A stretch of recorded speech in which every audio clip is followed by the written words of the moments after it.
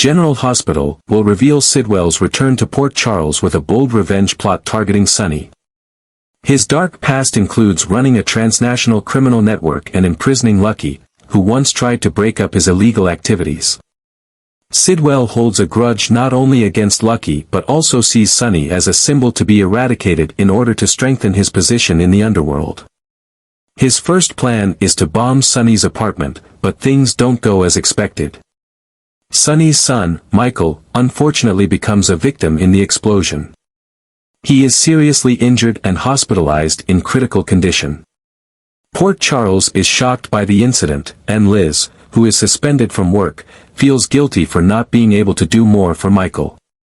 She becomes obsessed with her responsibility to her patients and gets drawn into the investigation. However, this event inadvertently clears her of any wrongdoing, as she wasn't at the hospital when previous incidents occurred. Meanwhile, Sidwell continues with the next step of his revenge plan, turning his attention to Lucky, who was once his prisoner but escaped with the help of Anna, Jason, and the WSB team. The attack on Sidwell's territory not only causes him significant losses but also shakes his reputation in the criminal world. Sidwell sees avenging Lucky not only as a personal matter but also a way to regain power and prestige. Lucky, after escaping and returning to Port Charles, is trying to rebuild his life.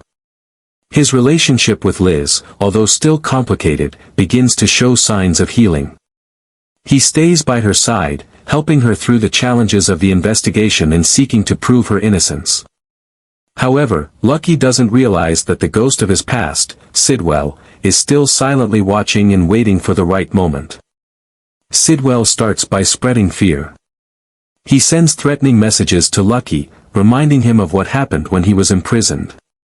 The threats become bolder, and Lucky must stay vigilant at all times. Sidwell doesn't stop at threats, he orchestrates a series of incidents to unsettle Lucky. He uses clever tactics, from sending items that remind Lucky of his time in captivity to approaching those close to him. Meanwhile, Liz is increasingly drawn into the chaos of her life. She notices changes in Lucky's behavior but is unsure of the cause. Old feelings between the two begin to resurface, but they are always suppressed by the pressure from all sides. Despite everything, Liz decides not to give up. She not only wants to prove her innocence but also protect Lucky from the looming dangers. Anna, with her experience and sharp intuition, quickly realizes that Sidwell is a serious threat. She teams up with Jason and the WSB to investigate his plans. They discover that Sidwell is using old alliances to expand his influence in Port Charles. Anna decides to act before it's too late. She and Jason carry out a series of raids on locations connected to Sidwell, but every step brings them closer to a terrifying truth: Sidwell is planning a major attack on Lucky and his loved ones. In a tense turn of events, Sidwell decides to strike by organizing an attack at an event in Port Charles where Lucky and Liz are present.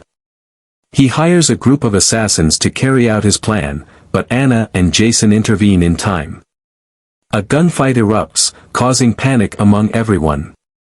Lucky, although reluctant, is forced to confront Sidwell in a direct showdown.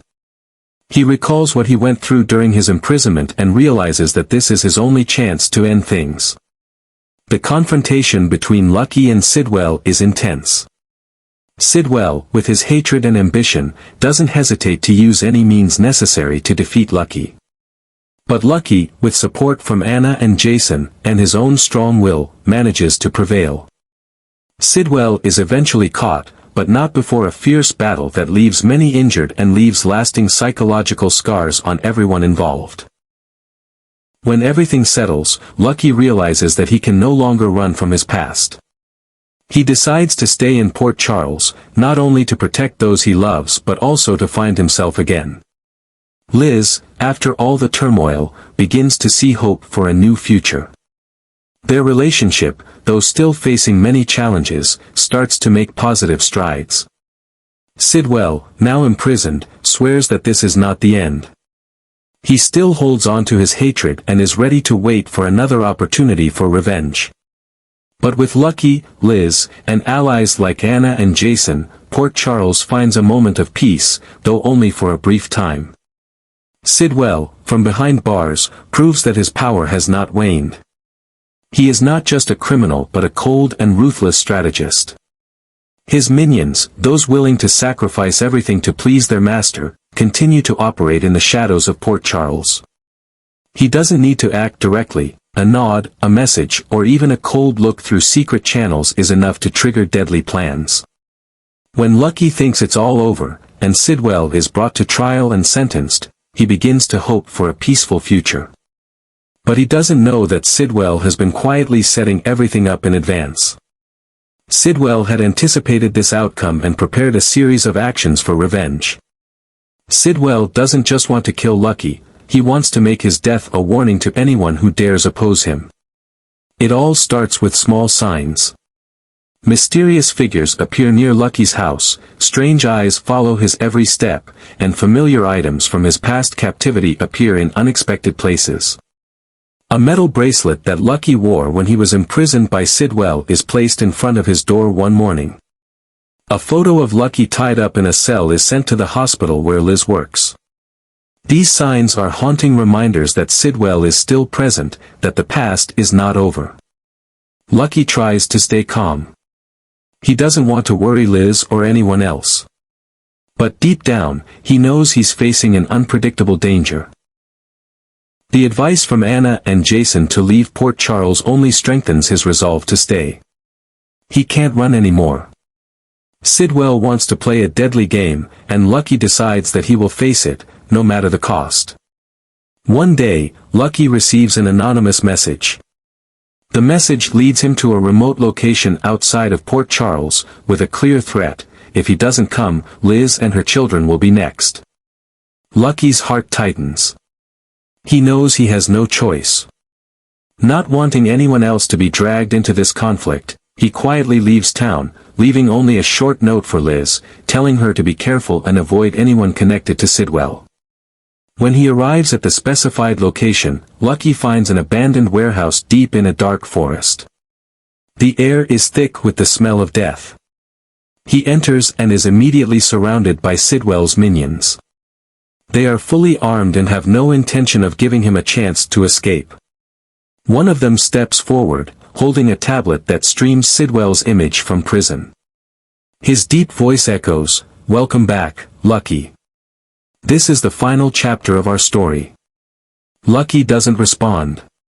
He simply stares at the screen, his eyes full of defiance. He knows this is a fight he is unlikely to win, but he refuses to give up. As Sidwell's minions charge, he fights with all the strength and skill he has. Punches, weapon grabs, and expert dodges force them to be cautious. But their numbers are overwhelming. Each blow, each cut on Lucky's body, drains him further. In the midst of the tense fight, Lucky tries to break free.